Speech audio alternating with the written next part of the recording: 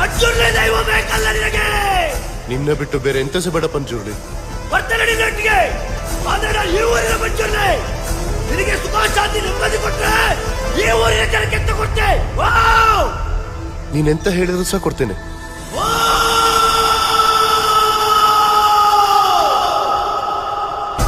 ನನ್ನ ಸ್ವರ ಎಲ್ಲಿವರೆಗೆ ಕೇಳ್ತಾ ಉಂಟ ಅಷ್ಟೆಲ್ಲ ಜಾಗವನ್ನು ಊರಿನ ಜನರಿಗೆ ಕೊಡ್ಬೇಕು. ನೆನಪಿಟ್ಟುಕೋ, ನನ್ನ ಬೆನ್ನಲ್ಲೇ ಉಗ್ರಗುಂಬಿ ಗುಡಿಗ ಕೂಡ ಬರ್ತಾರೆ. ವರ್ಣ ಮಾತ್ರ ತತ್ತಂದೇಣ ಯಾರು ಬಿಡಿ ಅಂದೇಳಲ್ಲ ಕ್ಷೇತ್ರ ಬಾಲಬಡಿ. ಆಯ್ತು ಪಂಜುರ್ಲಿ. ಅರಮನೆಗೆ ಸಿಂಗಾರ ಮಾಡಿಸ್ತಾನೆ, ಊರಿಗೆ ತೋರಣ ಕಟ್ಟಿಸ್ತಾನೆ. ರಾಜ ತನ್ನ ಮಗ ಹುಟ್ಟಿದಾಗ ಎಷ್ಟು ಖುಷಿಯಲ್ಲಿದ್ನ, ಅದಕ್ಕಿಂತ 100 ಪಟ್ಟು ಸಂಭ್ರಮದಲ್ಲಿ ದೈವವನ್ನ ಅವನೊಟ್ಟಿಗೆ ಕರ್ಕೊಂಡು ಹೋಗ್ತಾನೆ. ಅವತ್ತಿನಿಂದ ರಾಜನ ಕುಟುಂಬದಲ್ಲಿ ಸುಖ ಶಾಂತಿ ನೆಮ್ಮದಿಗೆ ಕೊರತೆ ಬರಲಿಲ್ಲ.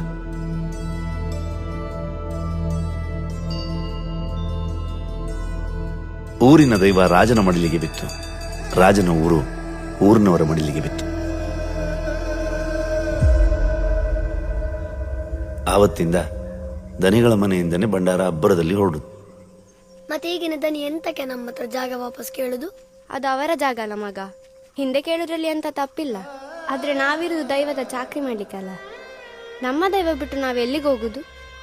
ನಾವು ಮನಸ್ಸರು ಮಾಡೋ ತಪ್ಪೆಂದ ಗೊತ್ತುಂಟು ಮಗ, ಅದು ನಾವು ಕೊಟ್ಟದ್ದು, ಅದು ನಮ್ದು ಅಂತ ಎನಿಸುದು.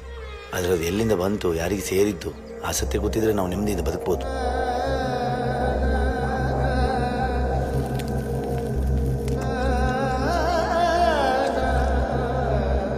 ಬಾಂಬೆಯಿಂದ ಇಲ್ಲಿಗೆ ಕೊಲ ನೋಡ್ಲಿಕ್ಕೆ ಬಂದದಲ್ಲ, ಜಾಗದ ಇತ್ಯರ್ಥ ಮಾಡ್ಲಿಕ್ಕೆ. ಎಂತ ಮಾತಾಡ್ತೀಯ ನೀನು? ನಮ್ಮ ಪೂರ್ವಜರು ದೈವ ಚಾಕರಿಗೆ ಅಂತ ಊರಿಗೆ ಕೊಟ್ಟ ಜಾಗ ಇದು. ಆವತ್ತಿಂದ ಇವತ್ತುವರೆಗೂ ನಮ್ಮ ಕುಟುಂಬ ನೆಮ್ಮದಿಯಲ್ಲಿ ಉಂಟು. ಅರೆ ಬಸ್, ಅವತ್ತು ಧರ್ಮಕ್ಕೆ ಕೊಟ್ಟದಲ್ಲ. ಈಗ ಈ 100 ಎಕರೆ ಜಾಗಕ್ಕೆ ಕ್ರಯ ಎಷ್ಟು ಉಂಟು ಗೊತ್ತುಂಟ ನಿಮ್ಗೆ? ಈಗ ವಾಪಸ್ ತಗೊಂಡ್ರೆ ಸಹ ಇದಕ್ಕಿಂತ ಜಾಸ್ತಿ